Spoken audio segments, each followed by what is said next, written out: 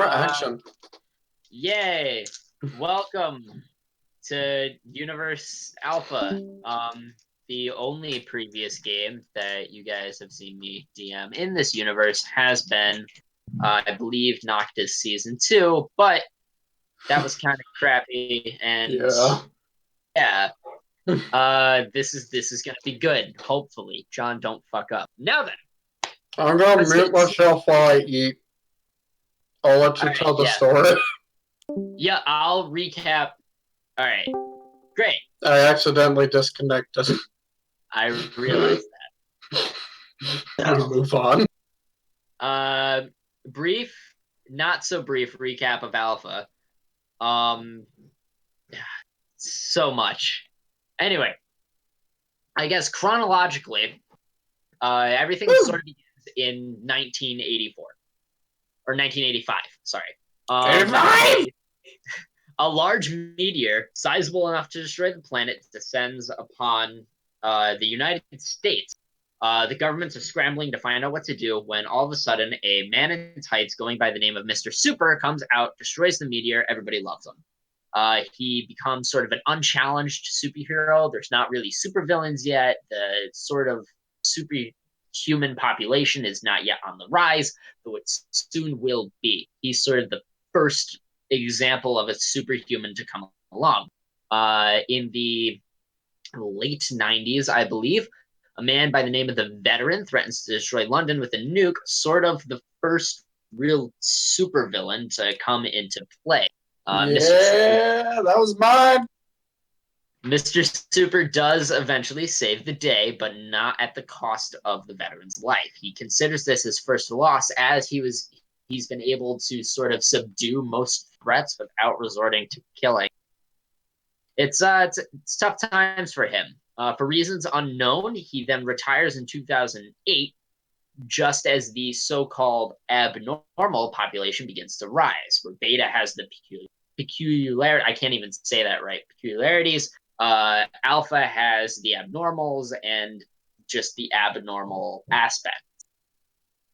And so that population begins to rise. In the sort of anarchy that comes after that, the Agency for the Containment of Inhumans and Dangers, known as ACID, begins to create their own superhero agents using secret high-tech methods.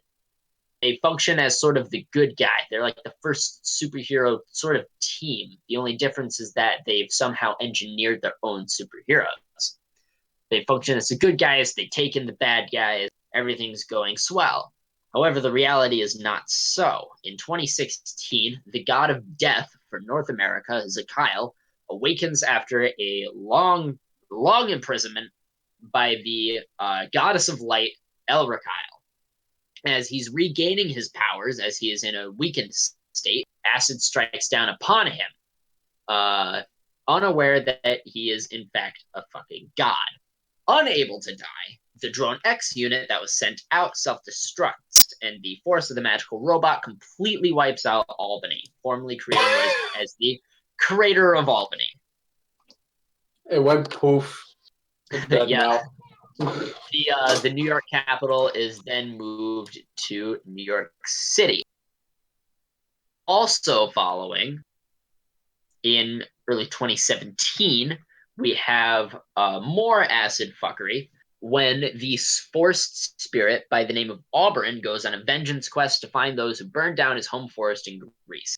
Stumbles upon some acid forces and gets twisted up in a few godly affairs, in which he dies in a battle against acid drones. He's resurrected as a demigod. Demigods are not the children of gods, but the sort of empowered souls of the dead, servants reincarnated to serve the dead. Or reincarnated to serve the gods, sorry. There are 49 gods, in case anybody doesn't know that. 7 domains over 7 continents. And yeah, Auburn descends on Earth 90 years in the future. The abnormal population only grows larger, and sort of around the same time, an ice elemental living just sort of a quiet life has his immortality stolen by a man by the name of Dr. John D. I think most people in chat are familiar with him. But yeah, they are. never heard again after this point. John Dee takes his immortality and skedaddles. Let's see. Shortly after that, we get into the Knights phase of everything. So that was sort of everything that I just explained. There's a few outliers, but they're not really too important to the story. That is what I consider pre-canon. It's sort of when they're loose games and we weren't really doing much. In fact, most of those were before I played with the lads. I think really looking at this, yeah, it was me, my brothers, and Pato. Most of those were just failed campaigns that never got off the ground. Yeah, a lot of them were failed sessions that never got off the ground, like 2 Auburn sessions, things like that. The Elemental was supposed to be Knights campaign. We're moving on to the Knights now. Oh, yay! I like that era. Yeah. So we're moving on to the Knights phase. The Knights is technically pre-canon, but it's a little more collected and a little more connected than the previous sessions have been. The former ones have had barely any connection other than acid. So we move on to the Knights phase, in which a group of unlikely heroes band together to help the world. These are Diablo, former acid scientist, H2 Owen, a pop star with absolutely no backstory, thanks Nate, Galadriel, a mage from some and David, an invisible, immortal, psychopathic mime with steak knives. Ask that fucking monster. Together, they group together to stop a group of radical environmentalists from destroying the human race, and I'm upset that most of them died because I liked them. I can retcon it in beta. We can have fun with that. Hell yeah. Okay. So that was a whole thing that happened. Sort of the first big superhero game that happened. Wasn't entirely too detailed. And then we move on to, let's see, we're moving on to the second Diablo movie, in which Diablo goes to defend New York City from the sudden alien attack of the Mechana. I am pretty sure a lot of people are also pretty well versed in the Mechana, but just in case you don't know, aliens came down in portals, descending upon New York City, and absolutely wrecked people's shit. It's not as big as the attack was in beta, but it was still a sizable threat. The reason why it wasn't as large because Diablo and mystery woman by the name of Jane Doe went into the Mechana ship and subsequently lost their lives defending against the attack. However, the attack was stopped. Oh, Colin has a question. Was the capital moved again when New York City got attacked? No, it was not New York City. It was still pretty functional after there was rebuilding, obviously, but there wasn't a lot of destruction per se. It was more casualties. They weren't aiming to destroy the city, more or less, just sort of wipe people out. Yeah, that's where beta differs. Yeah, in massive scale. So New York City was actually mostly intact by the end of it, save for the battle damage. But it wasn't crazy. After this, we move on to when Valerie, Diablo's daughter, joins up with a group called the Knights. Together, she joins a time traveler named Saturn 6, with no memory of his past, Renew, an extraterrestrial plant zombie, and Jenny, the bastard daughter of a fire elemental, in stopping I honestly forget the guy's name, but they stopped sort of like this expert mechanic guy who used Iron Man suits to attack people. They did a good thing. They took him out. They were threatened by acid sort of towards the end of that, but it was not a significant threat. However, their second mission came pretty unexpectedly. The Mechana returned with a stronger force, and the Knights had to make their way into the mothership to attack. There they found the Mechana had replaced their defense system, which was destroyed by Diablo, with the cybernetic corpse of Diablo brainwashed to serve the Mechana. In a very emotional battle, Valerie was forced to kill her father once more, and the Knights were then recaptured by acid. This is the end of the Knights era, and we move into the, I think, other... So that was the first half of Alpha's universe. The other half of the games come subsequently when the Deus campaign starts. There are a few games thrown in here or there where Pato did not DM, but everything that I'm about to describe, Pato has DM'd. So the war. The war. So the war. A few weeks later, in Japan, a contract assassin is hired to kill the Japanese emperor by Dr. John Dee. For personal reasons, she takes the mission and succeeds, but pretty much almost ends up destroying the universe in the events that follow. Diablo, meanwhile, is revived in his powerless natural state in the Mechana ship orbiting Earth. A mysterious evil by the name of the Herald of Deus is fucking everything up, and Diablo is powerless to stop it. He actually attempts to kill himself in order to escape the madness, but Herald just revives him again. This would be his third death on the counter. Yeah, I think 5 at this point. Nope. Oh wait, yes, that's his 5th one. He's at 6. Yeah, okay. 6 deaths. I don't know when the 6th one is, but that was number 3. That's when Zakyle killed him to give him power. I thought that was 4. Anyway, moving on. Diablo's died a fuck ton. So Diablo eventually does manage to escape the ship, but the Mechana are completely pretty much wiped out, or at least that ship is. They saw backups in the depths of space, but for the most part, their invading force was subsequently stopped by the Herald. Diablo falls upon Japan, and by just mere coincidence and DM storytelling, lands just a few yards away from where Oni is standing at the end of her solo film. Meanwhile, in America, a super soldier by the name of Paragon is recruited by a man named Franklin Truman to join the Icons as its sort of first representative, an elite team of superheroes, and his first mission is to go and rescue the Knights from Acid. The Knights were captured by Acid at the end of their 2nd movie.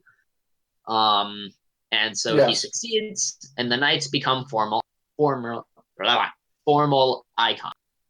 On the West Coast, a private eye with the ability to manipulate blood, codenamed Bloodshot, is investigating the death of the pop star H2 Owen when she comes across the immortal John Dee, and in a pretty tough showdown, Bloodshot is eventually saved by the new icons, Paragon and the Knights, and she ends up joining up with them. Little after that, Oni and Diablo travel to America to track down some mysterious voice in Diablo's head. They eventually find Zakyle, the god of death, in the crater of Albany. He kills Diablo, Death 4, to revive him with the demigod abilities. He explains the imminent threat of Deus, the elder god that has a death wish for the universe. The Icons have to band together to stop him to stop the Herald from destroying the 7 seals that hold Deus back. Oni and Diablo travel to Yggdrasil, one of the many seals, and successfully defend it from Acid forces. Diablo also, I think, pretty much nearly dies in this battle. It was a real clutch by Oni. Death number 5! Yeah, okay. No, that was death number 5, you're right. And so, Paragon and Bloodshot with the Icons then go on to stop a hostage situation involving the infamous and insane mime David. The murderous mime nearly gets away with it, but eventually is defeated and passes into the wind. Suddenly, the hostages just kill themselves in a display of power by none other than the Herald of Deus. I think I'm remembering that right. The Herald then transmits a message into the minds of every person on Earth, causing mass panic. In this panic, Diablo and Oni show up to the UN, the functioning Icons HQ, and teach the others of the otherworldly threats. The duo join the Icons in the search for the location of the seals. They go to Africa. They have a fun time. Paragon and the rest of them are met by the god Horus, the god of light for the African continent. He shows them an egg whose yolk yields infinite knowledge. For some reason, Paragon peers through the veil and sees Schenectady, wherein lies the gate they must protect. They travel to New York once more and arrive to a scene of destruction. All of the villains in the Deus campaign up to this point are fighting there. So it's the McKenna, it's the McKenna, Dr. John D, and the Herald. So they're all just duking it out, and the party has to split. Oni and Paragon successfully subdue John D. Paragon takes his pendant, the source of John D's power, and destroys it. And as it crumbles in his hand, the cosmic D4 appears in it. Paragon then makes the extremely smart decision of fucking eating it. After a short DM meltdown, we come back to which Paragon has received some sort of otherworldly power, as the D4 has pretty much possessed him at this point. And they go into a Dragon Ball Z type fight. Paragon eventually loses, and the Herald drags them all underground to where the gate is. The gate is destroyed. Paragon dies from just the power of the D4 eating him from the inside out, and the dice disappears into the night. The Icons suffering their first great loss, one of many.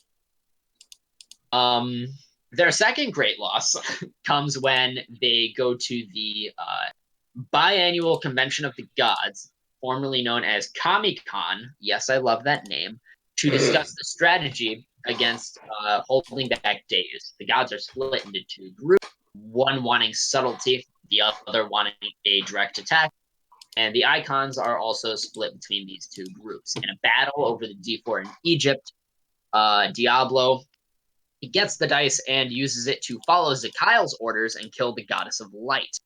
However, in doing this, Boreas is able to get his hands on the dice, in which he uses it to kill Horus and his followers, the dice being the only thing that can kill gods for good. So they are all half of the he kills Zakail when half of the 49 gods are completely wiped out. All of them are dead. Boreas has the dice, and the Icons are completely split up at this point. Before reuniting, they learn that the world is being ravaged now by the four horsemen of the apocalypse, and the two groups that were split up subsequently take down one of each. One group takes down famine, the other one takes down pestilence. They're eventually able to regroup in New York City, in which they have to face off against the Horseman War, and as they fight giants as well. Reuniting, they have a brief time together before they have to split up once more, as the last horseman, Death, has publicly challenged Diablo in his own hometown. And so Diablo must go and face Death, while a smaller group, Oni, Renew, and Saturn 6, go to take the dice back from Beret. The Dice Thieves have a surprising success thanks to Saturn's ability to stop time, and they successfully retrieve the dice. Diablo has an amazing and very emotional battle against Death Incarnate, in which he miraculously lives. The guy had like 4 one-hit attacks. It was absolutely insane. 2 health. I was left with 2 health, and he had an ability that could one-shot me even if I was at full. Yeah, I survived somehow. Somehow, the pretty much planned story death for Diablo was avoided, and they're all able to meet up once more. Oni takes a hold of the 4 and surprisingly doesn't die from its insane power, and they all go to consult the generals of the UN in order to figure out a strategy.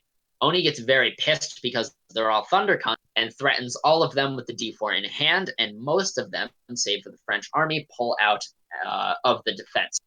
So they go to the Parthenon, the location of the final battle, and where the Herald is conducting his sort of ritual to summon Deus, and they have their final showdown there. With the French army being absolutely destroyed behind them, they show off against the Herald. Oni rolls the D4 and surprisingly doesn't die there on the spot, but eventually, as all is seeming bleak, Renew grabs a hold of the D4 and throws it into the swirling energy created by the Herald. The Herald mysteriously drops dead and the sky is clear. All is well and the day is somehow saved. The Icons mostly agree to stay together, save for Oni, who needs a fucking vacation. And that is where we have left on Universe Alpha.